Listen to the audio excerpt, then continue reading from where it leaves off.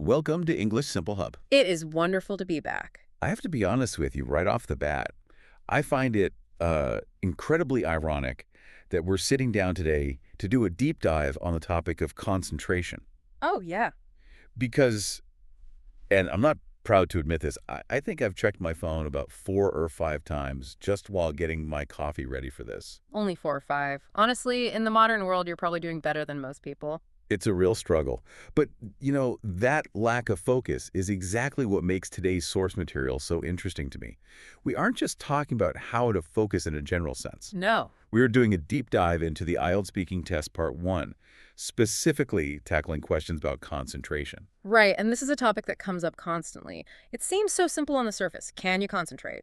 But it's actually a bit of a trap. That's what caught my eye in the research. It seems like a soft topic. But for our listeners aiming for that, that elusive band 9, it's not enough to just answer the question, is it? You can't just say, yes, I concentrate sometimes. Exactly. That answer is functionally correct, but it's linguistically dead.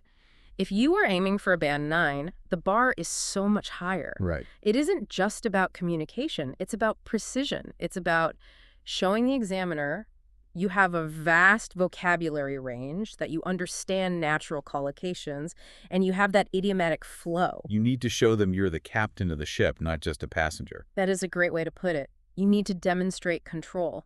You take a simple concept like focus, and you paint a picture with it using specific tools. So our mission today is to break down the ideal Band 9 responses from our source material. We're going to look at the vocabulary, the grammar, all those little golden nuggets. The things that can push a score from, say, a 6.5 up to a top-tier 9. Shall we jump in? Let's do it. So the first scenario our source brings up is probably the most common question. When do you need to concentrate? Right. It's a straightforward question. And because it's so straightforward, candidates often give, very boring answers. You mean like, I concentrate when I read books? Exactly. Or, I concentrate when I study math. It's a snooze fest. And I can tell you the examiner immediately tunes out. So what's the better context? The source highlights that the most effective context, the one that allows for the best vocabulary, is work. Specifically, working under pressure. Ah, okay. When the stakes are high. Precisely. Pressure creates a perfect opportunity to use a strong collocation. And the phrase the source focuses on is to meet a deadline. Okay, let's unpack that. To meet a deadline. It feels very natural for me to say, but why is that specific pairing so good for the exam? It all comes down to collocation words that just naturally go together. A deadline is that time a project must be finished. But notice the verb. We don't say we do a deadline. Or finish a deadline. We meet it. It implies you're arriving at that point in time with the work done. It sounds professional. It sounds like business English. So it immediately elevates the tone. Completely. Instead of I concentrate when I work, you say I really need to concentrate when I have a deadline to meet. That's so much better. But this is where the source material got really interesting for me with the vocabulary. I have a feeling I know where you're going. The I word. The I word. Important. The source was pretty adamant about this. It basically said, stop using the word important. It did, and for very good reason. Look, important is a fine word. It's not wrong.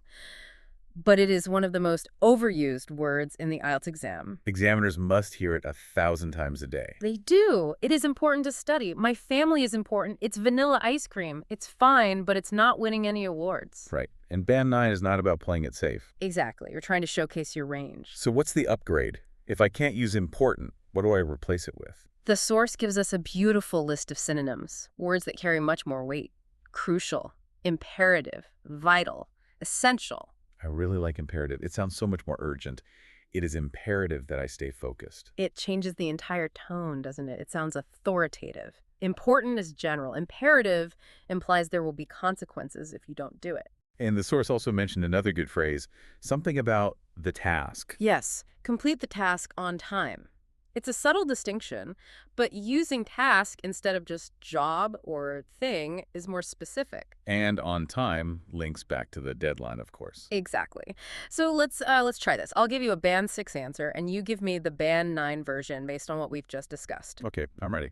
The question is, when do you need to concentrate? Band 6. I usually need to concentrate when I'm at my job. It is important to finish my work. Okay, that was fine. Here's the upgrade. Mainly when I'm working, and particularly if I have a deadline to meet, then it is crucial that I stay focused and complete the task on time. See? Miles apart. The first one is a student answering.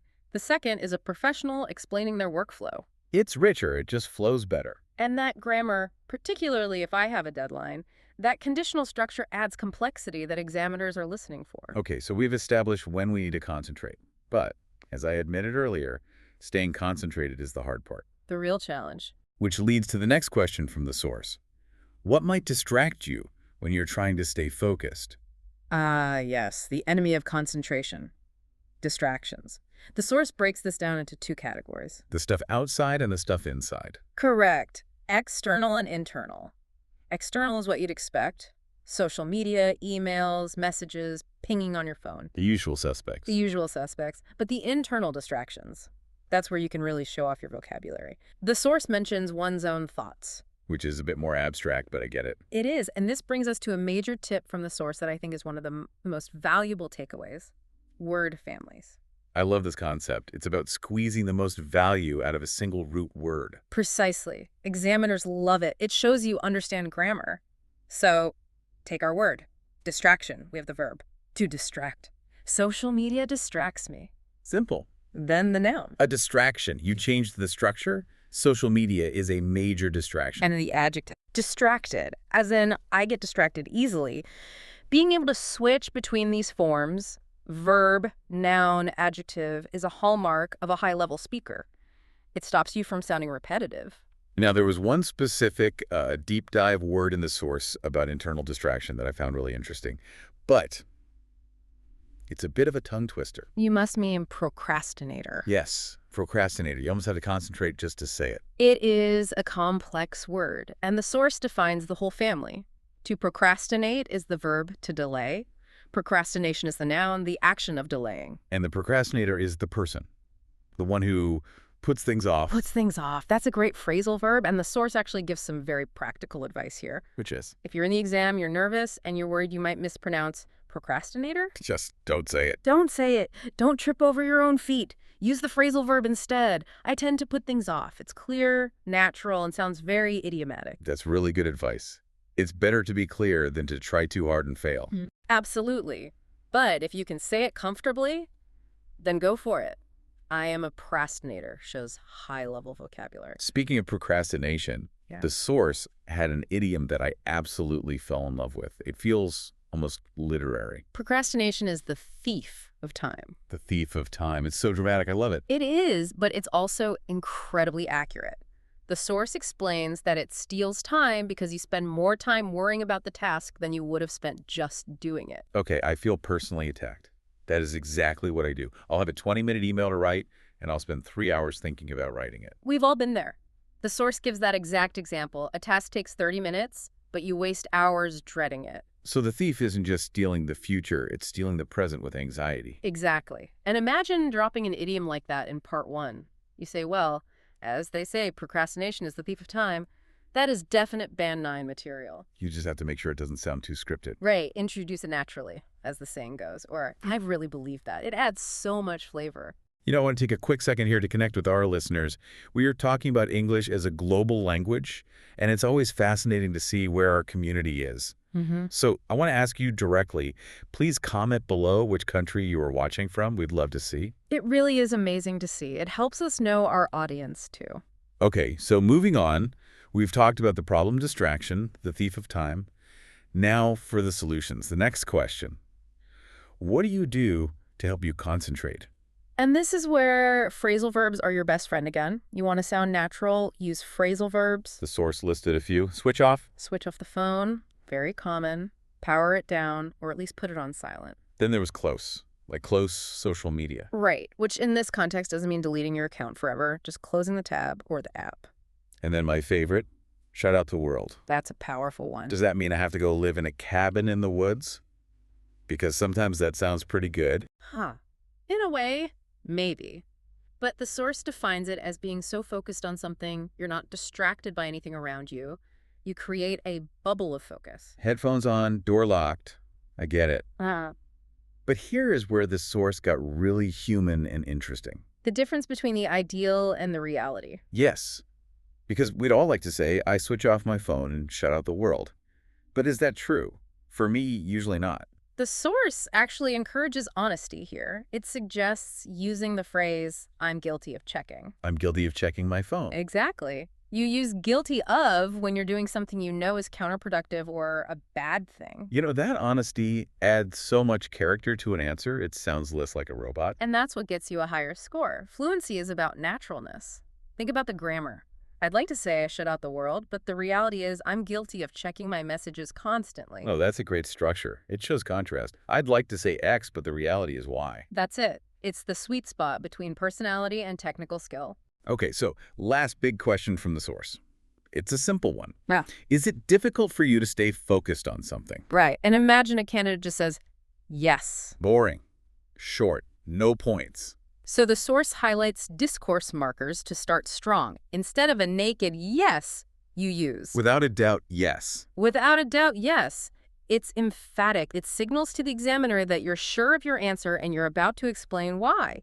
It boosts your fluency and coherence score. And the why usually involves trying to stop yourself from getting distracted. Was a specific grammar point here about the word prevent. Yes, this is a common trap. To prevent something happening? Not to happen. Correct. It has to be the ing form, the gerund. I try to prevent this happening. A lot of students get that wrong. And then the source offered a vocabulary swap. Instead of just jobs, it suggested tasks and chores. Which is great because it covers the full spectrum. Tasks are professional or study-related. Chores are household things, laundry, shopping. Washing the dishes, my ultimate procrastination tool. Exactly. And when those tasks and chores take too long, it's usually because of one thing. The source used a fantastic phrase for this, getting sidetracked. I love this phrase. It's so visual. It really is.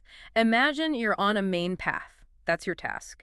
Then you see something interesting off to side, a notification, and you wander off. You've been sidetracked. You've literally gone off the main track. Exactly. And the source notes that when this happens, tasks tend to take twice as long. Twice as long, which goes right back to the thief of time. It's all connected. It's a whole system of vocabulary that tells a story. That's a great way to think about it. Learn the story, not just a list of words. That's the best way. I have a deadline to meet, so it is crucial. I don't get sidetracked, otherwise procrastination will be the thief of time.